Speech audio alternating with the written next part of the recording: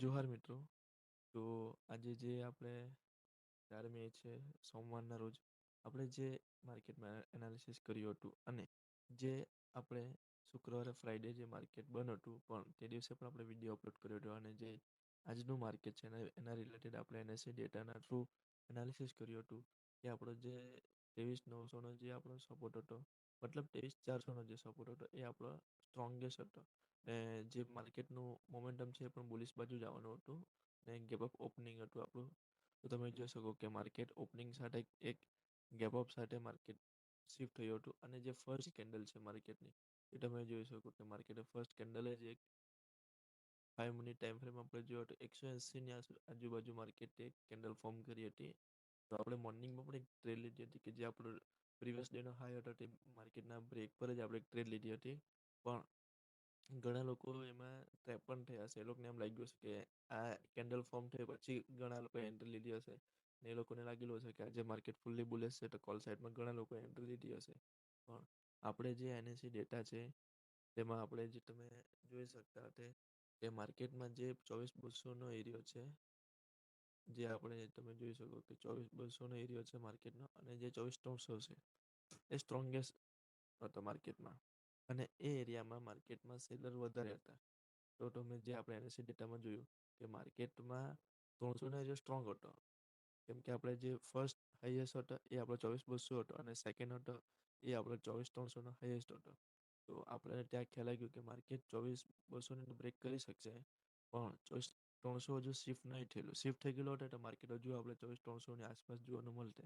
પણ જો ડેટા આપણે તમે જોયા તો એમાં માર્કેટ આપણે શિફ્ટ થયું ન હતું. તો માર્કેટ એ પહેલાં જ માર્કેટ રિવર્સ થવાનું છે આપણાને ડેટાના થ્રુ ખ્યાલ આવી ગયો હતો. તો આપણે જે આપણો ટાર્ગેટ હતો એ 24,250ની આજુબાજુ જે આપણો સ્ટ્રાઇક પ્રાઇસ છે ત્યાં આપણો ટાર્ગેટ રાખીને તમે જોઈ શકો કે માર્કેટ આપણે ટાર્ગેટ હિટ પણ કર્યો. એ પછી માર્કેટે જે આપણે તમે જોઈ શકો જે એમાં એરિયા બનાવેલો છે એ ફિબોનાચી એરિયા છે આપણે કે જે ફિબોનાચીનો સપોર્ટ એરિયા મિડલ આપણે એરિયા કહે છે તે છે.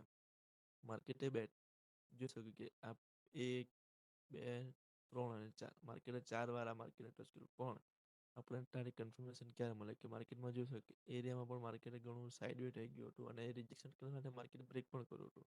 પણ જે આપણે એનએસસી ડેટામાં જોતા હતા સપોર્ટ વિશે તો એનએસસી ડેટામાં પણ તમને પહેલાં મેં બતાવી દઉં છું કે આપણે એમાં કઈ રીતના માર્કેટને જોતા હતા.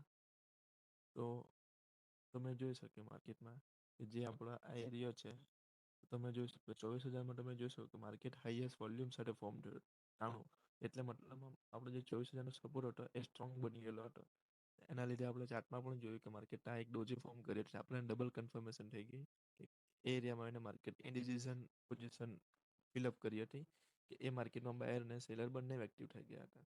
તો માર્કેટમાં આપણને ડોજીના હાઈ હાથે આપણે ટ્રેડ પર લીધી એ પણ તમને પ્રીમિયમમાં બતાવું છું. પણ પહેલાં આપણે એનએસસી ડેટામાં જોઈ લઈએ કે જોઈ શકે કે જે 24,000નો છે અને 24,100નો 2400 હજુ શિફ્ટ નહીં થયેલો માર્કેટમાં પણ તમે જોઈ શકો કે માર્કેટમાં કે એકદમ નજીક એનો જે તમે ઓઆઈ જોઈ શકો તો જે બીજા ઓઆઈ છે તમે જોઈ શકો કે જે બીજી સ્ટ્રાઇક પ્રાઇસ ઓઆઈ છે એના કરતાં 24,100નો ઓઆઈ વધારે છે. મતલબમાં કે માર્કેટમાં અહીંયા હવે શિફ્ટ થવા માટે જે ફૂડ સાઇડના નીચેના જે સેલરો છે એ હવે એક્ટિવ થવા લાગ્યા છે ને જે બાયર છે એ પણ હવે એક્ટિવ થવા લાગ્યા છે. આપણે એક કેન્ડલ ફોર્મ થઈ અને બ્રેકડાઉનનો આપણે રાહ જોઈ તમે જોઈ શકતે કે માર્કેટમાં જેવું ડોજી ફોર્મ થઈ અને એની ક્લોઝિંગ સાથે જ આપણે કેન્ટ્રી લીધી હતી કે જેમાં આપણે 60+ પોઈન્ટ કેપ્ચર કર્યા હતા. એ પણ મેં તમને બતાવું છું કે માર્કેટમાં આપણે કેવી રીતે આજે ટ્રેડ લીધી હતી એના વિશે બી મેં તમને બતાવી દઉં છું કે આજે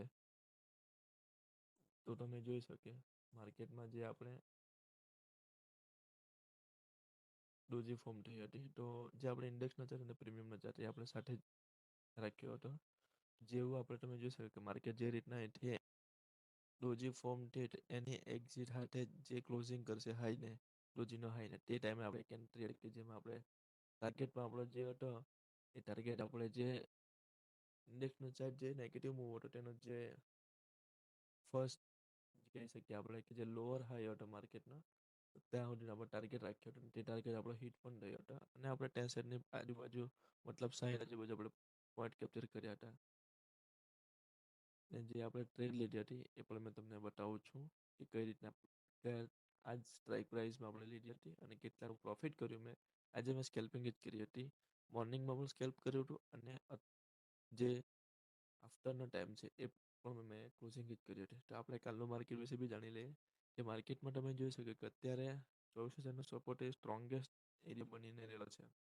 માર્કેટે ઘણી વાર એને બ્રેક કરવાની કોશિશ કરી પણ સક્સેસફુલી બ્રેક થયું નહીં અને માર્કેટ ક્લોઝિંગ ટાઈમે જ માર્કેટ 24,000ની અપસાઇડ આવીને જ ક્લોઝ કરે છે. આપણે અલગ ટાઈમ ફ્રેમમાં પણ જોઈ રહ્યા છે. તમે જોઈ શકો કોઈ પણ માર્કેટ તમે જોઈ શકો કે માર્કેટે નીચે બી ઓપનિંગ કરી હશે 24,000ની. નીચે પણ ગયું હશે પણ જોઈ શકો કોઈ પણ કેન્ડલ ક્લોઝિંગ માર્કેટે 24,000ની ઉપર જ કરી શકે. આ તમે જોઈ શકો 28 એપ્રિલનું માર્કેટ છે, પછી 29 એપ્રિલનું છે, પછી 30 એપ્રિલનું છે, પછી આજે જે આજનું માર્કેટ તમે જોઈ શકો કે માર્કેટે 24,000ની ઉપર જ માર્કેટ ક્લોઝ કર્યું છે. પણ જે સેલરો છે, જે કોલ સાઇડના સેલરો છે એ હજુ એક્ટિવ છે માર્કેટમાં. તો આપણે કાલનું જે માર્કેટ છે, જે કાલે આપણે એક્સપાયરી છે, તો આપણે એમાં એ રીતના એનાલિસિસ કર્યું તો તે હિસાબે આપણે કહી શકીએ કે કાલનું માર્કેટ થોડું નેગેટિવ હોઈ શકે છે. પણ જો માર્કેટમાં પોઝિટિવ ન્યૂઝ આવશે તો આપણું એ જે નેગેટિવ માર્કેટ છે એ સમ ટાઈમ પછી માર્કેટ અપસાઇડ પણ જઈ શકે છે. તો કાલે આપણે કાલનું માર્કેટ વિશે આપણે હવે કાલના વિડીયોમાં વાત કરીશું અને જે એનાલિસિસ કર્યું છે આજે કે આપણે કાલે નેગેટિવ છે, આપણે જોઈએ છે કે કાલે માર્કેટમાં કઈ ન્યૂઝ આવે છે. કેમ કે અત્યારે જે ટેરિફ વિશે જે આપણે યુએસ અને ઈરાન વચ્ચે ચાલતું છે એમાં જો પોઝિટિવ ન્યૂઝ આવશે તો માર્કેટ હજુ અપસાઇડ અને મૂવમેન્ટ કરશે. પણ નેગેટિવ ન્યૂઝ હશે તો આપણું જે એનાલિસિસ છે તેના હિસાબે ચાલશે તો માર્કેટ હજુ પણ તો કાલનું માર્કેટ આપણે નેગેટિવ જોઈ શકીએ છીએ.